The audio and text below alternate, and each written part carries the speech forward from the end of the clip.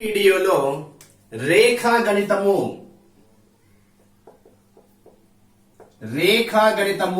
Geometry most important topic. ఈ రేఖాగణితంలో today's topic ఏంటంటే triangles.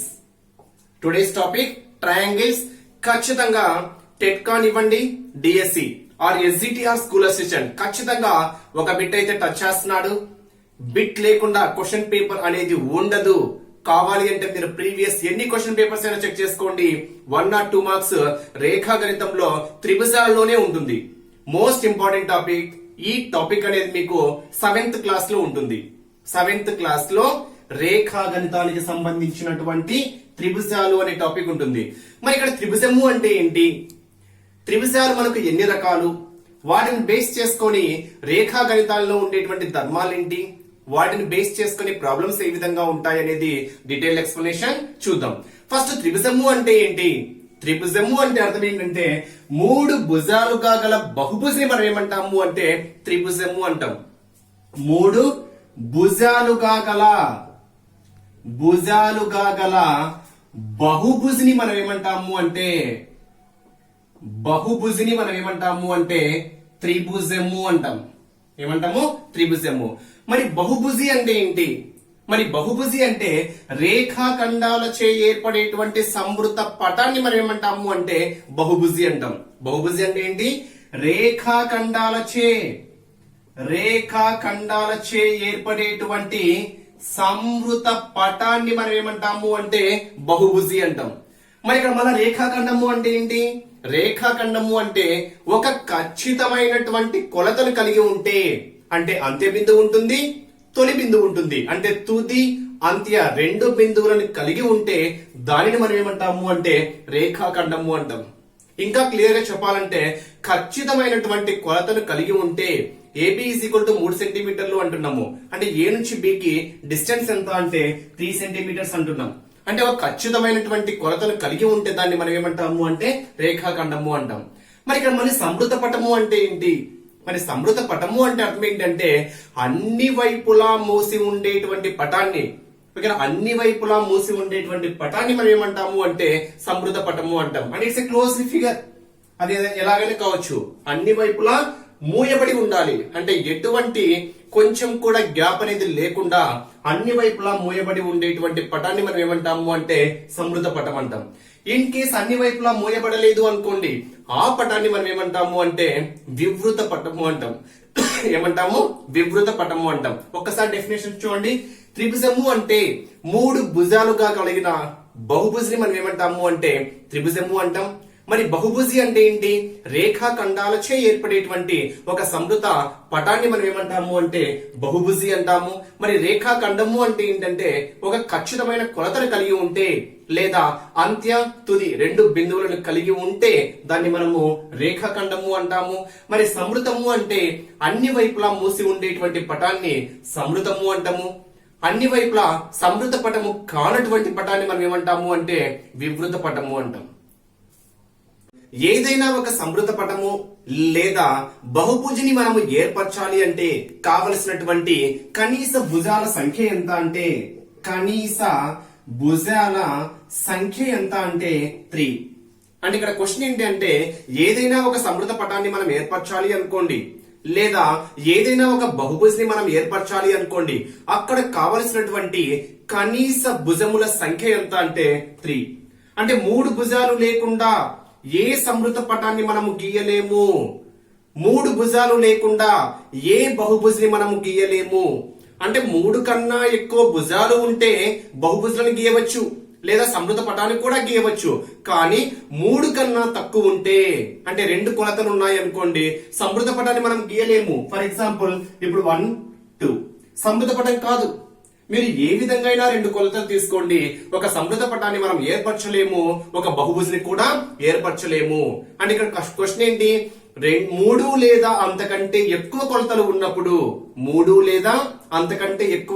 ఉన్నప్పుడు మాత్రమే మనం ఒక సంవృత పటాన్ని నిర్మించగలము, లేదా ఒక బహుభుజిని నిర్మించగలము. అంటే కనీస కొలతల సంఖ్య, కనీస భుజముల సంఖ్య. కనీస అంటే అర్థం ఏంటి? మినిమం అంటే 3 ఉండాలి. 3 కన్నా ఎక్కువ ఉన్నా పర్లేదు. అంటే కనీస భుజముల సంఖ్య ఎంత అంటే 3. మరి ఇక్కడ ఇంకో ఇంపార్టెంట్ బిట్ చెప్పొచ్చమ్మా. 3 భుజాలుగా కలిగినటువంటి బహుభుజం మనం ఏం చెప్పాము? త్రిభుజము అని చెప్పాము. 3 భుజాలుగా గల బహుభుజం మనం ఏమని చెప్పాము? త్రిభుజము అని చెప్పాము.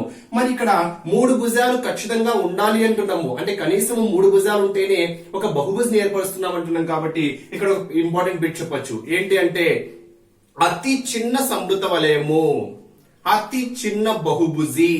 అతి చిన్న బహుభుజి ఏంటంటే త్రిభుజము. అంటే అతి చిన్న సంవృత వలయము, ఇట్స్ ఎ క్లోజ్డ్ ఫిగర్ అంటాం. ఓకేనా? అతి చిన్న సంవృత వలయము లేదా అతి చిన్న బహుభుజి మనకి ఏంటి అంటే త్రిభుజము. ఫర్ ఎగ్జాంపుల్ ఒక త్రిభుజాన్ని తీసుకుంటున్నా. ఇది ఒక త్రిభుజము అనుకున్నాను అనుకోండి. ఓకేనా? ఏ బి సి అనుకుంటున్నా. ఇక్కడ ఏబిసి మనకి ఏమవుతుంది అంటే ఒక త్రిభుజం అవుతుంది. దీన్ని మనం ఏ విధంగా డినోట్ చేస్తాము అంటే త్రిభుజం ఏబిసి అంటాం. త్రిభుజం ఏబిసి. మరి త్రిభుజం ఏబిసి లో ఏ మనకేమవుతుంది, బి మనకేమవుతుంది, సి మనకేమవుతుంది? ఏబి బిసి సిఏలు మనకేమవుతాయి అంటే ఇక్కడ చూడండి, ఒక త్రిభుజం మనం ఏర్పరచాము అంటే ఆ త్రిభుజంలో 3 శీర్షాలు ఉంటాయి, 3 కోణాలు ఉంటాయి, 3 భుజాలు ఉంటాయి. అంటే ఒక త్రిభుజం మనం నిర్మించాము అంటే ఆ త్రిభుజంలో 3 కోణాలు, 3 భుజాలు, 3 శీర్షాలు. అంటే మనం ఇంకో విధంగా కూడా డెఫినేషన్ చెప్పొచ్చు. ఓకేనా? 3 భుజాలు, 3 కోణాలు, 3 శీర్షాలుగా కలిగినటువంటి సమృద్ధ పటాన్ని మనం ఏమంటాము అంటే త్రిభుజం అని కూడా చెప్పొచ్చు. అంటే త్రిభుజంలో ఎన్ని కోణాలు ఉంటాయి? 3 కోణాలు ఉంటాయి. త్రిభుజంలో ఎన్ని భుజాలు ఉంటాయి? 3 భుజాలు ఉంటాయి. త్రిభుజంలో ఎన్ని శీర్షాలు ఉంటాయి? 3 శీర్షాలు. మరి ఇక్కడ శీర్షాలు ఏంటి, భుజాలు ఏంటి, కోణాలు ఏంటి అంటే ఇక్కడ ఏ బి సి, ఏబిసిలు మనకి ఏమవుతాయి అంటే ఇక్కడ శీర్షాలు అవుతాయి. ఏ బి సిలు మనకి ఏమవుతాయి అంటే శీర్షాలు అవుతాయి. అదే ఏబి బిసి సిఏలు మనకి ఏమవుతాయి అంటే ఏబి బిసి సిఏలు మనకి ఏమవుతాయి అంటే భుజాలు అవుతాయి. నెక్స్ట్ యాంగిల్స్ పరంగా angle A, angle B, angle C మనకి ఏమవుతాయి అంటే కోణాలు అవుతాయి. దీన్ని మనం ఇంకో విధంగా కూడా రాయొచ్చమ్మా. ఎలా అంటే దీన్ని మనము యాంగిల్ బిఏసి అని కూడా రాయొచ్చు. బిఏసి బిఏసి అంటే ఇక్కడ యాంగిల్ ఏనిది ఏ విధంగా ఇండికేట్ చేస్తుందంటే ఈ మధ్యలో ఉంది చూడండి. ఓకేనా? ఈ మధ్యలో ఉండేది మనకు యాంగిల్ ఇండికేట్ చేస్తుంది. అంటే దీన్ని మనం యాంగిల్ బిఏసి అంటే ఏ కోణాన్ని సూచిస్తుంది అంటే యాంగిల్ ఏని సూచిస్తుంది. అదే యాంగిల్ బిని చూపించాలనుకోండి యాంగిల్ ఏబిసి అంటాం. ఏబిసి అంటే ఇక్కడ బి అనేది మనకు యాంగిల్ సూచిస్తుంది. ఇదేమో త్రిభుజం ఏబిసి. ఓకేనా? ఇన్ ట్రయాంగులర్ ఏబిసి అంటాం. అంటే ఏబిసి కావచ్చు, బిసిఏ కావచ్చు, సిఏబి కావచ్చు, ఏ విధంగా చెప్పొచ్చు. ఇదేమో ట్రయాంగిల్ ఏబిసి, ఇదేమో యాంగిల్ ఏబిసి. మరి యాంగిల్ ఏబిసి అంటే ఇక్కడ ఏ యాంగిల్ ఇండికేట్ చేస్తున్నాము అంటే యాంగిల్ బి ఇండికేట్ చేస్తున్నాము. అంటే మధ్యలో ఉండేదాన్ని మనం కన్సిడర్ చేయాలి. అదే సి చెప్పాలనుకోండి యాంగిల్ ఏసిబి లేదా బిసిఏ, ఏసిబి. ఇక్కడ సి అనేది మనకి ఏమవుతుంది అంటే యాంగిల్ అవుతుంది. మరి త్రిభుజము అంటే ఏంటో చెప్పాను. మరి ఆ త్రిభుజాన్ని మనం ఏ విధంగా నిర్మించవచ్చు? ఫర్ ఎగ్జాంపుల్ ఏవైనా 3 కొలతలు తీసుకొని ఒక త్రిభుజాన్ని నిర్మించు అంటే మనం నిర్మించగలమా? ఫర్ ఎగ్జాంపుల్ నేను నీకు చెప్పేస్తున్నా, నీ ఇష్టం వచ్చినటువంటి 3 కొలతలు తీసుకో. నీ ఇష్టం వచ్చినటువంటి 3 కొలతలు తీసుకొని త్రిభుజాన్ని నువ్వు నిర్మించగలవా అంటే నిర్మించలేము. ఇక్కడ త్రిభుజాన్ని నిర్మించాలి అంటే కొన్ని కండిషన్స్ ఉన్నాయి.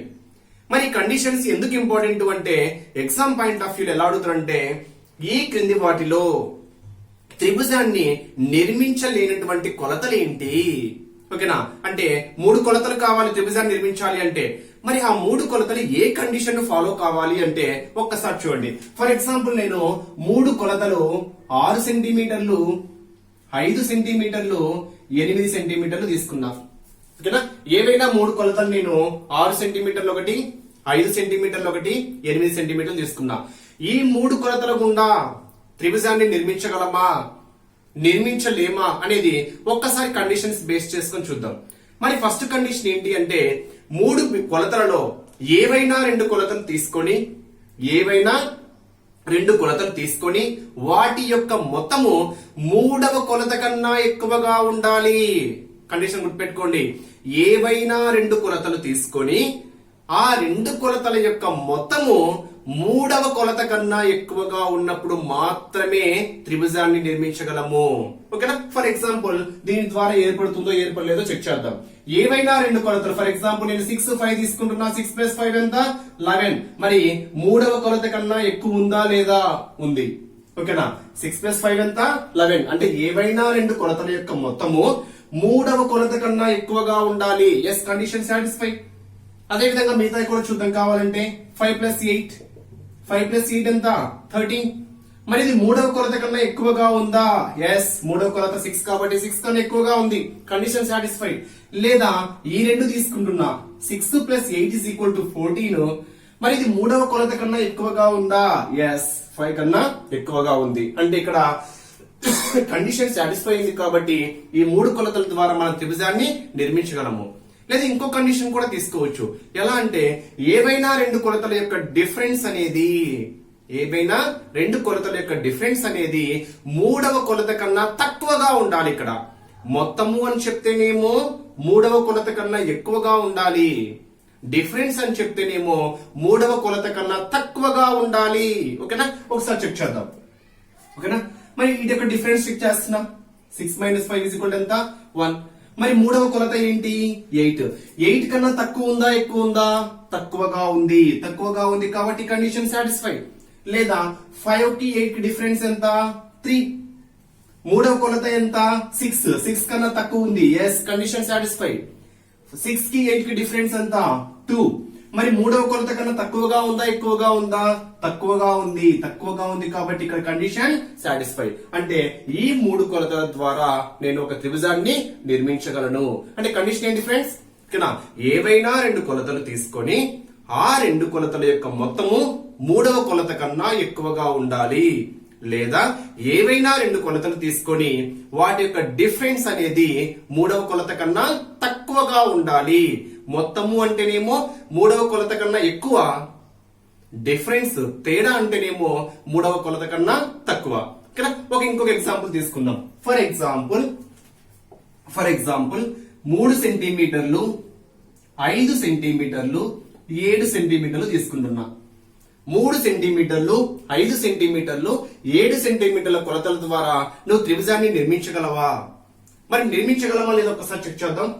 3 + 5 ఏవైనా రెండు కొలతల యొక్క మొత్తం ఎలా ఉండాలి? మూడవ కొలత కన్నా ఎక్కువ ఉండాలి. 3 + 5 ఎంత? 3 + 5 8. ఎస్, 7 కన్నా 8 ఎక్కువ.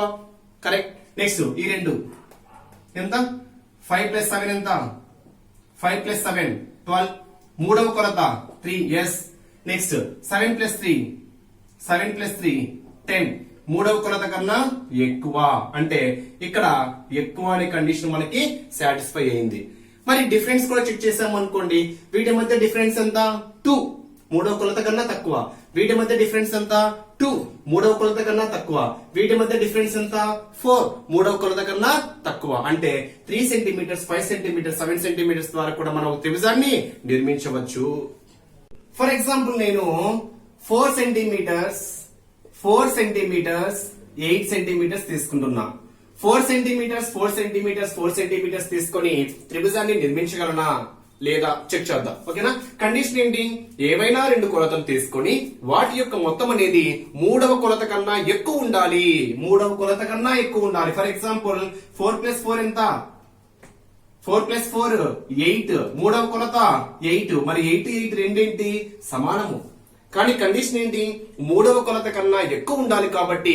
బట్ ఇక్కడ మూడవ కొలత కన్నా ఎక్కువ లేదు కాబట్టి ఈ కొలతల ద్వారా త్రిభుజాన్ని మనము నిర్మించలేము.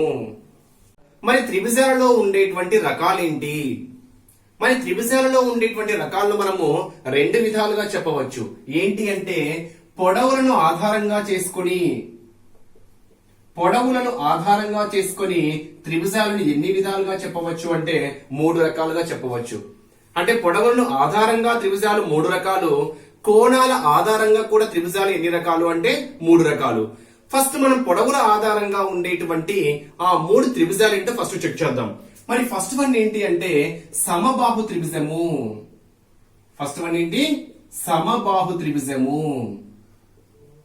నెక్స్ట్ సెకండ్ వన్ ఏంటి అంటే సమద్విబాహు త్రిభుజము. సమ ద్విబాహు త్రిభుజము. నెక్స్ట్ థర్డ్ వన్ ఏంటి అంటే విషమ బాహు త్రిభుజము. థర్డ్ వన్ ఏంటి విషమ బాహు త్రిభుజము. ఇవి త్రిభుజాల యొక్క పొడవులను బేస్ చేసుకొని త్రిభుజాలు 3 రకాలు. మరి సమబాహు త్రిభుజము అంటే ఏంటి, దాన్ని మనం ఎలా నిర్మిస్తాము, వాటి యొక్క పొడవులు ఏ విధంగా ఉంటాయి, వాటి యొక్క కోణాలు ఏ విధంగా ఉంటాయి అంటే సమబాహు అక్కడే ఉంది చూడండి. సమ అంటే సమానము, బాహు అంటే భుజాలు. అంటే భుజాలు అన్ని సమానంగా ఉంటే, భుజాలు అన్ని సమానంగా ఉంటే అలాంటి త్రిభుజాన్ని మనం ఏమంటాము అంటే సమబాహు త్రిభుజము అంటాం. నెక్స్ట్ ఏదైనా బహుభుజి తీసుకొని అది 3 భుజాలు కాదు, 3 కావచ్చు, 4 కావచ్చు, 5 కావచ్చు, ఎన్ని కొలతలు తీసుకునైనా ఒక బహుభుజిని నిర్మించవచ్చు అని చెప్పాను. అంటే 3 కన్నా ఎక్కువ కొలతలు తీసుకున్నప్పుడు ఓకేనా. ఏ బహుభుజిలో అయినా కానీ సమాన పొడవులు ఉంటే, సమాన భుజాలు కలిగి ఉంటే అలాంటి బహుభుజిని మనం ఏమంటాము అంటే క్రమ బహుభుజి అంటాం. గుర్తుపెట్టుకోండి ఫ్రెండ్స్, క్రమ బహుభుజి అంటే అర్థం ఏంటి అంటే ఓకేనా, త్రిభుజం పరంగా 3 భుజాలు సమానమైతే ఓకేనా అది సమబాహు త్రిభుజము అంటాం. అదే చతుర్భుజం తీసుకున్నాము అనుకోండి ఓకేనా, 4 భుజాలు సమానంగా ఉన్నాయనుకోండి దాన్ని చతురస్రము అంటాం. అంటే చతురస్రం కూడా మనకి ఏమవుతుంది అంటే ఒక క్రమ బహుభుజి అవుతుంది ఓకేనా. అదే 5 బహుభుజులు తీసుకున్నాము అనుకోండి, ఆ 5 భుజాలు మనకు సమానంగా ఉన్నాయనుకోండి ఇలా ఓకేనా, 1 2 3 4 5 6 తీసుకున్నాం ఓకేనా. ఈ 6 భుజాలు సమానంగా ఉంటే దాన్ని కూడా మనం ఏమంటాము అంటే క్రమ బహుభుజి అంటాం. అంటే భుజాలు అన్ని సమానంగా ఉంటే అలాంటి బహుభుజిని మనం ఏమంటాము అంటే క్రమ బహుభుజి. అంటే ఇక్కడ సమబాహు త్రిభుజము మనకు ఏ విధంగా ఎటువంటి బహుభుజి అంటే క్రమ బహుభుజి. అంటే అడగచ్చు ఎగ్జామ్ పాయింట్ ఆఫ్ వ్యూలో, ఈ క్రింది వాటిలో క్రమ బహుభుజి ఏంటి, క్రమ బహుభుజి కానిది ఏంటి ఓకేనా. క్రమ బహుభుజి అంటే అన్ని భుజాలు ఎలా ఉండాలి, సమానంగా ఉండాలి. మరి ఇక్కడ సమబాహు త్రిభుజము అంటున్నాము. మరి సమబాహు త్రిభుజాన్ని మనం ఏ విధంగా నిర్మించవచ్చు లేదా ఏ విధంగా మనం డిఫైన్ చేయవచ్చు అంటే ఇది ఒక త్రిభుజము ఏ బి సి, ఒక త్రిభుజం తీసుకుంటున్నా ఓకేనా. ఇక్కడ సమబాహు అంటే భుజాలు అన్ని సమానం కాబట్టి భుజాలు అన్ని ఎలా ఉండాలి, సమానంగా ఉండాలి. అంటే AB is equal to BC is equal to ఏమవుతుంది అంటే సిఏ. అంటే 3 భుజాలు ఎలా ఉండాలి, సమానంగా ఉండాలి. మరి 3 భుజాలు సమానంగా ఉన్నప్పుడు ఆ 3 కొలతలు కూడా 3 కోణాలు కూడా ఎలా ఉంటాయి అంటే సమానంగా ఉంటాయి. దట్ మీన్స్ ఏబికి ఎదురుగా ఉండేటువంటి కోణము సి, ఏబి అనేటువంటి భుజానికి ఎదురుగా ఉండేటువంటి కోణము C, that is angle C. BA భుజానికి ఎదురుగా ఉండేటువంటి కోణము A, that is angle A. CA భుజానికి ఎదురుగా ఉండేటువంటి కోణము బి కాబట్టి సిఏ భుజానికి సంబంధించినటువంటి కోణం మనకి ఏమవుతుంది అంటే దానికి ఎదురుగా ఉండేటువంటి కోణం బి కాబట్టి యాంగిల్ బి. అంటే 3 భుజాలు సమానమైనప్పుడు వాటి యొక్క 3 కోణాలు కూడా ఏమవుతాయి, సమానం అవుతాయి. మరి 3 కోణాలు సమానమైనప్పుడు ప్రతి కోణం ఎంత ఉండవచ్చు, మరి ప్రతి కోణం ఎంత ఉంటుంది అంటే ప్రతి కోణము 60 degrees. అంటే ఏంటి, అది ఎలా వస్తుంది అనేది తర్వాత చూద్దాం ఓకేనా, డీటెయిల్ ఎక్స్ప్లెనేషన్ తర్వాత చూద్దాం. సమబాహు త్రిభుజము అంటే త్రిభుజంలో 3 భుజాలు ఎలా ఉండాలి, సమానంగా ఉండాలి. 3 కోణాలు కూడా ఎలా ఉండాలి, సమానంగా ఉండాలి. ప్రతి కోణం విలువ ఎంత ఉంటుందంటే 60 degrees. అది కూడా అంతర కోణము. ఏ కోణము, అంతర కోణము. అంటే ఇక్కడ 60 60 60 అంటే మనకు 180. యూనివర్సల్ ట్రూత్ ఏంటి, ఇక్కడ త్రిభుజంలోని 3 కోణాల మొత్తము 180 డిగ్రీలు. గుర్తుపెట్టుకోండి ఫ్రెండ్స్ ఓకేనా. ఇక్కడ ఏంటి కాన్సెప్ట్ ఏంటి, త్రిభుజములోని 3 కోణాల మొత్తము, త్రిభుజంలోని 3 కోణాల మొత్తం ఎంత 180. త్రిభుజంలోని 3 కోణాల మొత్తము 180. మరి 3 కోణాలు సమానం అంటున్నాం కదా, మరి 3 కోణాలు సమానం కాబట్టి 180/3 చేసామనుకోండి ప్రతి కోణం ఎంత వస్తుంది 60 degrees. ప్రతి కోణం విలువ 60 degrees ఉంటుంది. ఎటువంటి త్రిభుజము, సమబాహు త్రిభుజము ఓకేనా. త్రిభుజాల పొడవుల ఆధారంగా రెండవది మనకి సమద్విబాహు త్రిభుజము అంటున్నాం. వీటి యొక్క యాంగిల్స్ పరంగా డీటెయిల్ ఎక్స్ప్లెనేషన్ ఫర్దర్ వస్తుందమ్మా ఓకేనా. ప్రతి point each and every point clear గా ఎక్స్ప్లెయిన్ చేస్తా. ఏ పాయింట్ కూడా, ఏ చిన్న వర్డ్ కూడా మిస్ చేయను. ఈ వీడియోస్ ఫాలో అయితే చాలు, మీరు ఎటువంటి బుక్స్ కూడా రెఫర్ చేయాల్సిన అవసరం లేదు. 100% గ్యారంటీ ఇవ్వగలను. ఓకేనా? మరి రెండవది భుజాల పరంగా, భుజాల పొడవుల పరంగా రెండవది సమద్విబాహు త్రిభుజము అయిపోయింది. సమద్విబాహు అంటున్నాము. సమ అంటే సమానము, ద్వి అంటే రెండు. ఓకేనా? అంటే బాహు అంటే భుజాలు, అంటే రెండు భుజాలు సమానమైతే, రెండు భుజాలు సమానమైతే, మరి మూడో భుజం సమానంగా ఉండదు. మూడు భుజాలు సమానమైతే సమబాహు అని చెప్పాను. ఓకేనా? రెండు భుజాలు సమానంగా ఉండి ఒకటి వేరవ కొలతను కలిగి ఉంటే అలాంటి త్రిభుజాన్ని మనం ఏమంటాము అంటే సమద్విబాహు త్రిభుజము అంటాం. మరి ఎప్పటికైనా కానీ సమద్విబాహు త్రిభుజంలో సమానంగా లేని కొలత మనకి ఏమవుతుంది అంటే ఆ త్రిభుజంలో భూమి అవుతుంది, బేస్ అవుతుంది. అంటే బేస్ ఏ ఇతర కొలతకి సమానంగా ఉండదు. ఫర్ ఎగ్జాంపుల్, నేను ఒక త్రిభుజాన్ని తీసుకుంటున్నా, ఇది ఒక త్రిభుజము అంటున్నా, ఏబిసి అనేది ఒక త్రిభుజము. ఓకేనా? ఇక్కడ సమద్విబాహు అంటున్నా, అంటే రెండు భుజాలు సమానం. ఈ రెండు భుజాలు సమానంగా తీసుకోము, ఎప్పటికీ భూమి అనేది వేరుగా ఉండాలి. భూమి అనేది వేరుగా ఉండి మిగిలిన రెండు భుజాలు ఎలా ఉన్నాయంటే సమానంగా ఉన్నాయి. ఓకేనా? ఇండికేషన్ చూడండి డయాగ్రామ్ లో. పక్క పటాన్ని ఆధారంగా ఇస్తుంటాడు ఎగ్జామ్ పాయింట్ ఆఫ్ వ్యూ లో, లేదా పక్క పటాన్ని గమనించండి అంటూ ఉంటాడు. ఇలా సింబల్స్ ఉన్నాయి అంటే ఈ రెండు సమానము అని. ఓకేనా? అదొకటి ఇండికేషన్. డయాగ్రామ్ లో చిన్న చిన్న లాజిక్స్ కూడా ఉంటాయి. ఓకేనా? ఇక్కడ ఈ రెండు భుజాలు సమానము, ఇది సమానం కాదు. అంటే రెండు భుజాలు సమానంగా ఉండి ఒక భుజం కొలత వేరుగా ఉంటే ఇలాంటి త్రిభుజాన్ని మనం ఏమంటాము అంటే సమద్విబాహు త్రిభుజము అంటాం. మరి ఇక్కడ రెండు భుజాలు సమానం ఏంటి? ఏబి అనేటువంటి భుజము దేనికి సమానము? ఏసీ అనేటువంటి భుజానికి సమానము. ఓకేనా? మరి సమద్విబాహు త్రిభుజంలో రెండు భుజాలు సమానంగా ఉంటే రెండు కోణాలు కూడా సమానంగా ఉంటాయి. రెండు భుజాలు సమానమైతే రెండు కోణాలు కూడా సమానము. మరి ఆ రెండు కోణాలు ఏంటి? ఓకేనా? రెండు కోణాలు ఏంటో చూడండి. ఏబికి ఎదురుగా ఉండేటువంటి, ఏబి భుజానికి ఎదురుగా ఉండేటువంటి సి కాబట్టి ఇది యాంగిల్ సి అవుతుంది. గుర్తుపెట్టుకోండి ఫ్రెండ్స్, ఏబి భుజానికి ఎదురుగా ఉండేటువంటి కోణం సి అంటే యాంగిల్ సి. ఏసీ భుజానికి ఆపోజిట్ లో ఉండేటువంటి వర్టిసెస్ శీర్షము బి కాబట్టి అది మనకి ఏమవుతుందంటే యాంగిల్ బి అవుతుంది. అంటే AB is equal to AC అయితే angle C is equal to మనకి ఏమవుతుంది అంటే యాంగిల్ బి అవుతుంది. మరి ఇక్కడ ఇంకా రెండు విధాలుగా క్వశ్చన్ అడగచ్చు. అంటే ఎగ్జామ్ పాయింట్ ఆఫ్ వ్యూ లో క్వశ్చన్స్ ఏ విధంగా ఉండవచ్చు అది ప్రాబ్లమ్స్ చెప్పేటప్పుడు చెప్తా. ఫర్ ఎగ్జాంపుల్ ఎలా అడుగుతారంటే ఒక సమద్విబాహు త్రిభుజంలో ఒక కోణము 50 డిగ్రీలు అయితే మిగిలినటువంటి రెండు కోణాలు ఏ విధంగా ఉంటాయి? లాస్ట్ టైం అడిగాడు. ఓకేనా? సో ఒక సమద్విబాహు త్రిభుజంలో ఒక కోణం విలువ 50 డిగ్రీలు అయితే మిగిలినటువంటి కోణాలు అంటే ఇలా ఇస్తాడు. Option A for example 60, 70. ఓకేనా? Option B 65, 65. Option C 50, 80. ఓకేనా? ఇక్కడ చూడండి 50, 60, 70 అంటే మూడు వేరుగా ఉన్నాయి కాబట్టి సమద్విబాహు కాదు. ఓకేనా? 65, 65 రెండు సమానంగా ఉన్నాయి కానీ ఇంకోటి ఎంత ఉంది? 50. మళ్ళీ ఈ మూడు యాడ్ చేస్తే మనకి ఎంత రావాలి? 180 రావాలి. త్రిభుజంలోని మూడు కోణాల మొత్తం ఎంత? 180. అంటే 65 ప్లస్ 65 130, 130 ప్లస్ 50 ఎంత? 180. అంటే సరిపోయింది. కానీ మిగతాది కూడా చెక్ చేద్దాం. 50, 80 ఎంత? 130. 130 ప్లస్ 50 ఎంత? 180. అంటే మూడు కోణాలు మొత్తం 180 సరిపోయింది. కానీ మళ్ళీ ఎన్ని భుజాలు సమానం, ఎన్ని కోణాలు సమానంగా ఉండాలి? రెండు కోణాలు 50, 50 సమానంగా ఉన్నాయి కదా. అంటే రెండు కోణాలు సమానంగా ఉన్నాయి, కోణాల మొత్తం 180 కూడా కాబట్టి ఇది కూడా కరెక్టే. అంటే 2 మరియు 3 ఏమవుతాయంటే ఇక్కడ కరెక్ట్ అవుతాయి. అంటే ఇక్కడ క్వశ్చన్ ఏంటి? సమద్విబాహు త్రిభుజము అంటే రెండు భుజాలు సమానంగా ఉండి ఒక భుజము కొలత వేరుగా ఉంటుంది. ఆ వేరుగా ఉండేటువంటి కొలత మనకు ఎప్పటికీ ఏమవుతుంది అంటే ఆ త్రిభుజంలో భూమి అవుతుంది. రెండు భుజాలు సమానమైనప్పుడు రెండు కోణాలు కూడా సమానము.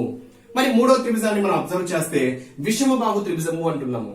మరి ఇక్కడ విషమబాహు త్రిభుజము అంటే త్రిభుజంలో ఉండేటువంటి మూడు కొలతలు అసమానంగా ఉండాలి. మూడు కొలతలు ఎలా ఉండాలి? అసమానంగా, అంటే సమానంగా ఉండకూడదు.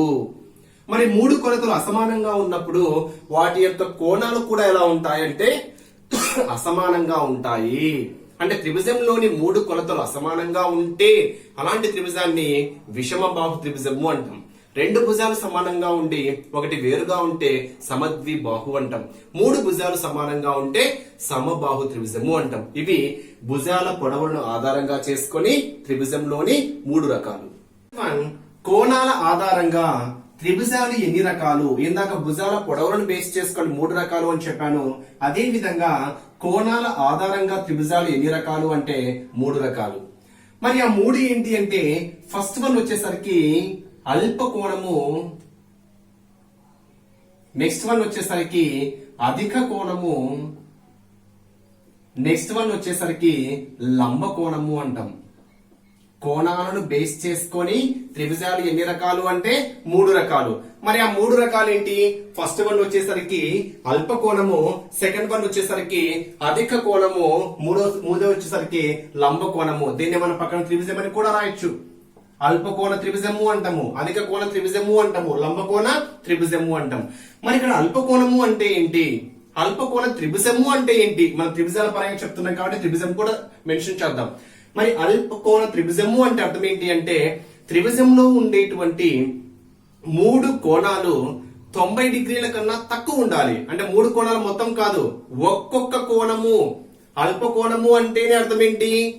0 నుండి 90 డిగ్రీల మధ్యలో ఉంటే అలాంటి కోణాన్ని మనం ఏమంటాము అంటే అల్ప కోణము అంటాం. అంటే ఏంటి? 0 కన్నా ఎక్కువ ఉండాలి, 90 కన్నా తక్కువ ఉండాలి. అంటే angle lies between 0 and 90, that is called acute angle అంటాం. ఓకేనా? అల్ప కోణము అంటాం. ఓకేనా? దీన్ని మనము గురు కోణము, లఘు కోణం అవి ఫస్ట్ వీడియోలో ఉన్నాయి ఫ్రెండ్స్, బేసిక్స్ లో ఉన్నాయి, క్లియర్ గా ఉన్నాయి బేసిక్స్ లో. ఫస్ట్ వీడియో బేసిక్స్ లో యాంగిల్స్ ని బేస్ చేసుకుని డీటెయిల్డ్ ఎక్స్ప్లెనేషన్ ఉంది ఫస్ట్ వీడియోలో. ఓకేనా? మరి అల్ప కోణము అంటే ఏంటి? యాంగిల్ అనేది 0 కన్నా ఎక్కువ ఉండాలి, 90 కన్నా తక్కువ ఉండాలి. అంటే త్రిభుజంలో ఉండేటువంటి మూడు కోణాలలో ఒక్కొక్క కోణం అనేది అంటే ప్రతి ఈచ్ అండ్ ఎవ్రీ యాంగిల్ అనేది 90 డిగ్రీస్ కన్నా తక్కువ ఉండాలి. ఫర్ ఎగ్జాంపుల్ ఒక త్రిభుజం తీసుకుంటున్నా, ఏబిసి అనేది, ఏబిసి అనే ఒక త్రిభుజం తీసుకుంటున్నా. ఓకేనా? ఇక్కడ ఇది 50 డిగ్రీస్, ఇది 60 డిగ్రీస్, నెక్స్ట్ ఇది 70 డిగ్రీస్. ఒక్కసారి యాంగిల్స్ చూడండి.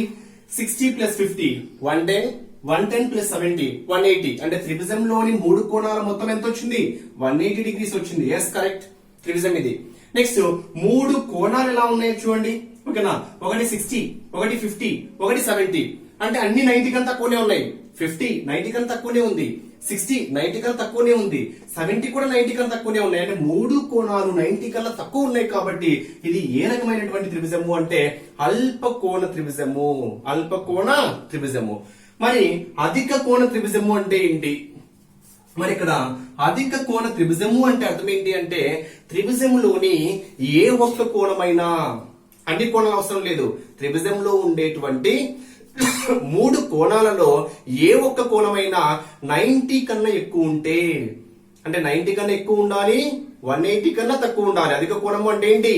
అధిక కోణము అంటే 90 కన్నా ఎక్కువ ఉండాలి, 180 కన్నా తక్కువ ఉండాలి. ఓకేనా? త్రిభుజంలో ఉండేటువంటి మూడు కోణాలలో ఏ ఒక్క కోణమైనా కానీ 90 డిగ్రీస్ కన్నా ఎక్కువ ఉంటే అలాంటి త్రిభుజాన్ని మనం ఏమంటాము అంటే అధిక కోణ త్రిభుజము అంటాం. ఎగ్జాంపుల్ చూడండి.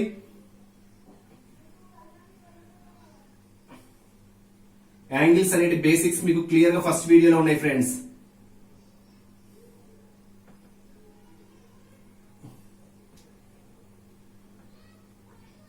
ఇప్పుడు చూడండి, ఇక్కడ ఇది 110 డిగ్రీస్, ఇది 30 డిగ్రీస్, ఇది 40 డిగ్రీస్. ఇప్పుడు మూడు కోణాలు మొత్తం ఎంత? 110 ప్లస్ 30 140, 140 ప్లస్ 40 180. అంటే త్రిభుజంలోని మూడు కోణాల మొత్తం ఎంత వచ్చింది? 180 వచ్చింది. మరి ఇక్కడ చూడండి, ఈ రెండు కోణాలు ఎలా ఉన్నాయి? అల్ప కోణాలు. ఈ రెండు ఎలా ఉన్నాయి? అల్ప కోణాలు. మరి మూడో కోణం ఎలా ఉంది?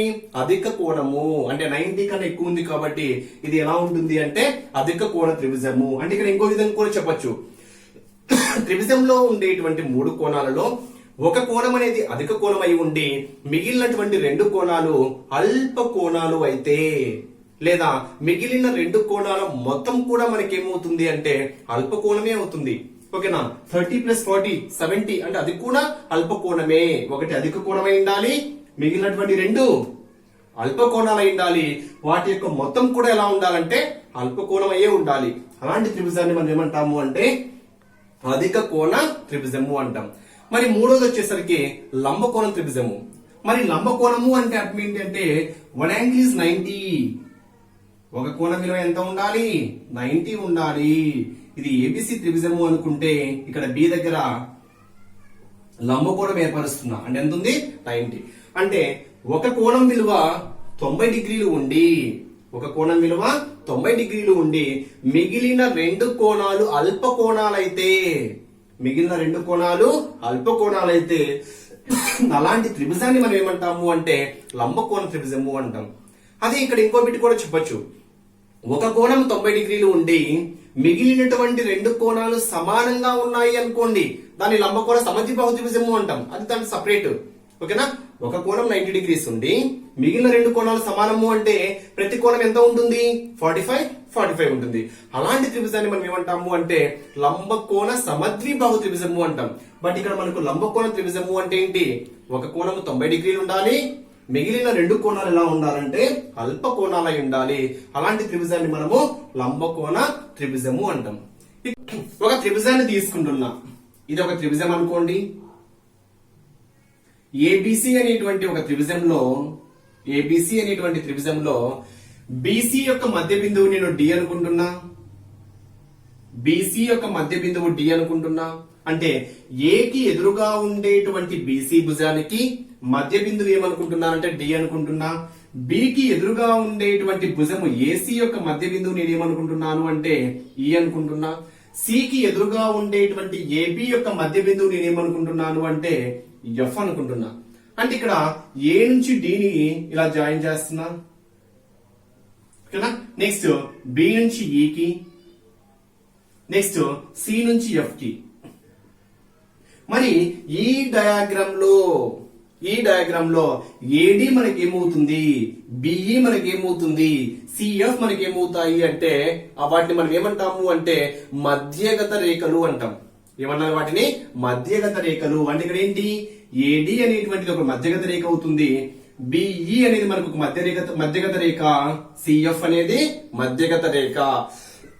అంటే త్రిభుజం ఏబిసిలో డి అనేది బీసీ యొక్క మధ్య బిందువు అయితే ఏడి మనకేమవుతుంది అంటే మధ్యగత రేఖ. త్రిభుజం ఏబిసిలో ఏసీ యొక్క మధ్య బిందువు ఈ అయితే బిఈ మనకేమవుతుంది అంటే మధ్యగత రేఖ. త్రిభుజం ఏబిసిలో ఏబి యొక్క మధ్య బిందువు ఎఫ్ అయితే సిఎఫ్ కూడా మనకి ఏమవుతుంది అంటే మధ్యగత రేఖ. ఈ మధ్యగత రేఖల ఖండన బిందువు ఉంది చూడండి. ఈ మధ్యగత రేఖల యొక్క ఖండన బిందువునే మనం ఏమంటాము అంటే గురుత్వ కేంద్రము అంటాము. మధ్యగత రేఖల ఖండన బిందువును మనం ఏమనాలి? గురుత్వ కేంద్రము. రెండు త్రిభుజాలు సర్వసమానము అని మనం ఎప్పుడు చెప్పగలము? ఫర్ ఎగ్జాంపుల్ ఇక్కడ ఒక త్రిభుజం తీసుకుంటున్నా. ఇవన్నీ బేసిక్స్ ఫ్రెండ్స్, ప్రాబ్లమ్స్ క్లియర్ గా వస్తాయి. ఏబిసి అనే ఒక త్రిభుజం తీసుకుంటున్నా. నెక్స్ట్ పిక్యూఆర్ అనేటువంటి మరో త్రిభుజం తీసుకుంటున్నా. పిక్యూఆర్. ఓకేనా? ఇక్కడ ఏబిసి ఒక త్రిభుజం అవుతుంది, పిక్యూఆర్ ఒక త్రిభుజం అవుతుంది. ఇక్కడ నేను ABC in triangle ABC is similar to triangle PQR అంటే ఎగ్జామ్ లో అడుగుతాడు. ఇలా ఖచ్చితంగా బిట్ ఉంటుంది. ఈ మోడల్ ఎక్కువ టచ్ చేస్తున్నాడు. ఓకేనా? ABC triangle ABC is similar to triangle PQR అంటే ఈ రెండు త్రిభుజాలు సర్వసమానమైతే. ఓకేనా? మరి కోణాలు ఏ విధంగా ఉంటాయి, భుజాలు ఏ విధంగా ఉంటాయో కాన్సెప్ట్ తెలిస్తే చాలు, ప్రాబ్లం ఏ విధంగా అడిగినా ఆన్సర్ చెప్పేయచ్చు. మరి ఈ రెండు త్రిభుజాలు సర్వసమానం అయితే అనురూప కోణాలు సమానము, కరస్పాండింగ్ యాంగిల్స్ ఆర్ ఈక్వల్ అంటాం. అనురూప కోణాలు సమానము అంటే అర్థం ఏంటంటే ఇక్కడ ఏ తీసుకున్నాము అనుకోండి, ఇక్కడ పి తీసుకోవాలి. ఇక్కడ బి తీసుకున్నాం అనుకోండి, ఇదే సైడ్ లో ఉండేటువంటి త్రిభుజంలో ఇక్కడ క్యూ తీసుకోవాలి. ఇక్కడ సి తీసుకున్నాం అనుకోండి, ఈ సైడ్ ఇదే ప్లేస్ లో ఉండేటువంటి ఇక్కడ ఆర్ తీసుకోవాలి. అంటే అనురూప కోణాలు ఏమవుతాయి అంటే సమానము. That means angle A is equal to angle P అవుతుంది, angle B is equal to angle Q అవుతుంది, angle C is equal to మనకి ఏమవుతుంది అంటే యాంగిల్ ఆర్ అవుతుంది. దీన్ని మనం ఇంకో విధంగా చెప్పాలంటే మీకు ఈజీగా గుర్తుపెట్టుకునే దాని ప్రకారము ఏబిసి ఆర్డర్ ఇదే కదా, పిక్యూఆర్ ఆర్డర్ లా తీసుకుంటే ఏబిసి ఇదే ఆర్డర్, పిక్యూఆర్ అంటే ఏ పిలు రెండు సమానము, బి క్యూలు సమానము, సి ఆర్లు సమానము.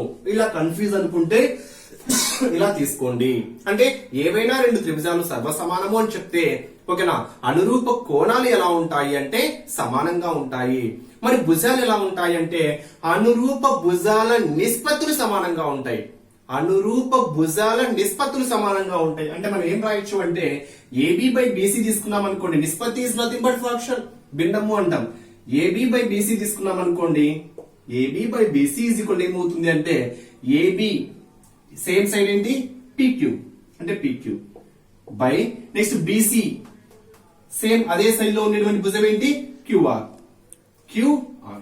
లేదా ఏసీ బై బీసీ తీసుకున్నాం అనుకోండి, ఏసీ బై బీసీ తీసుకున్నాం అనుకోండి, ఏసీ బై బీసీ అంటే ఏసీకి ఈ సైడ్ ఉండేటువంటి భుజము పిక్యూ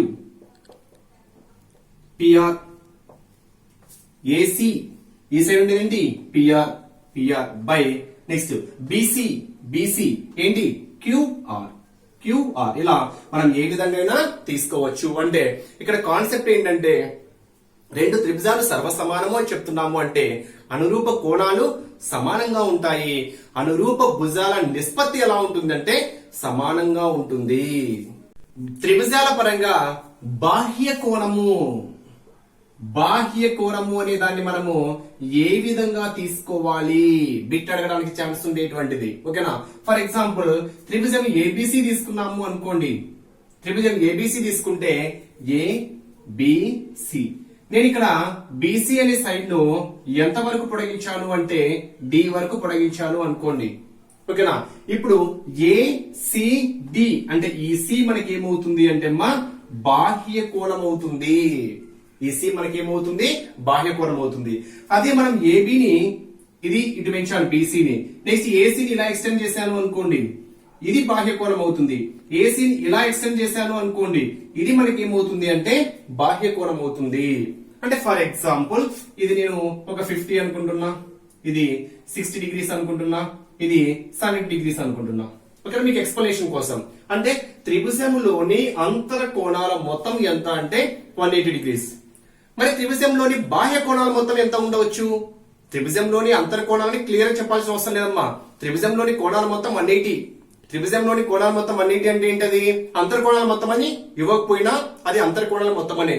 అదే స్పెసిఫై గా బాహ్య కోణం పరంగా మెన్షన్ చేశాడు అనుకోండి, మరి త్రిభుజంలోని బాహ్య కోణాల మొత్తం ఎంత ఉంటుందంటే ఒకసారి చూడండి, ఇది ఒక సరళరేఖ. ఓకేనా, ఇక్కడ ఈ రెండు కోణాల మొత్తం ఎంత ఉంటుంది? సరళ కోణం అంటే 180 డిగ్రీస్, లంబ కోణం అంటే 90 డిగ్రీస్. సరళ కోణం అంటే 180 డిగ్రీస్ కాబట్టి ఇది 70 అయితే ఇది మనకి ఏమవుతుంది అంటే 110 అవుతుంది. ఎంత అవుతుంది? 70. ఇది ఎంత రావాలి? 110 రావాలి. సరళ కోణం అంటే 180 కదా, ఈ రెండు కోణాల మొత్తం 180 కదా. ఇది 50 అనుకోండి, అప్పుడు ఇది సరళ కోణం అవుతుంది. ఈ రెండు కోణాల మొత్తం 180 అంటే ఇది 50 అయితే ఇది 130 అవుతుంది.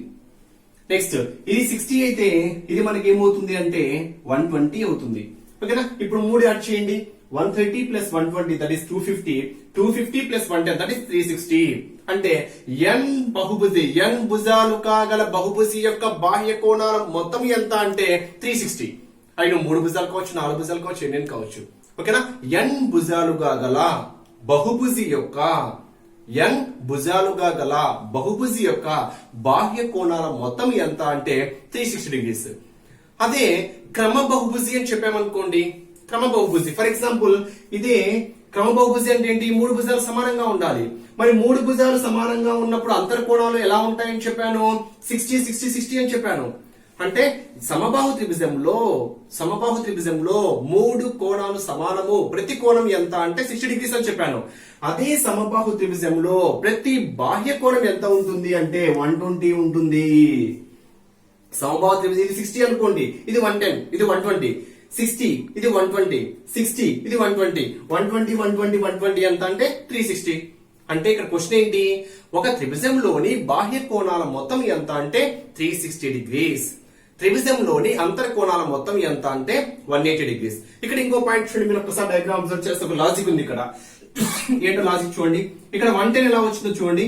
50 ప్లస్ 60 ఎంత? 50 ప్లస్ 60 ఎంత? 110. నెక్స్ట్ చూడండి 120 చూడండి, 50 ప్లస్ 70 ఎంత? 120.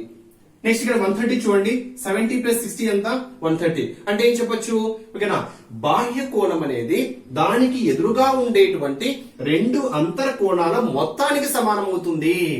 బేసిక్స్ తెలిస్తే చాలు, ఎటువంటి ప్రాబ్లం అయినా చేయొచ్చు. బాహ్య కోణం విలువ ఎదురుగా ఉండేటువంటి రెండు అంతర కోణాల మొత్తానికి ఏమవుతుంది అంటే సమానం అవుతుంది. ఓకే ఫ్రెండ్స్, ఈ వీడియోలో రేఖాగణితానికి సంబంధించినటువంటి త్రిభుజాలు అనే టాపిక్ లో బేసిక్స్ అయిపోయినాయి.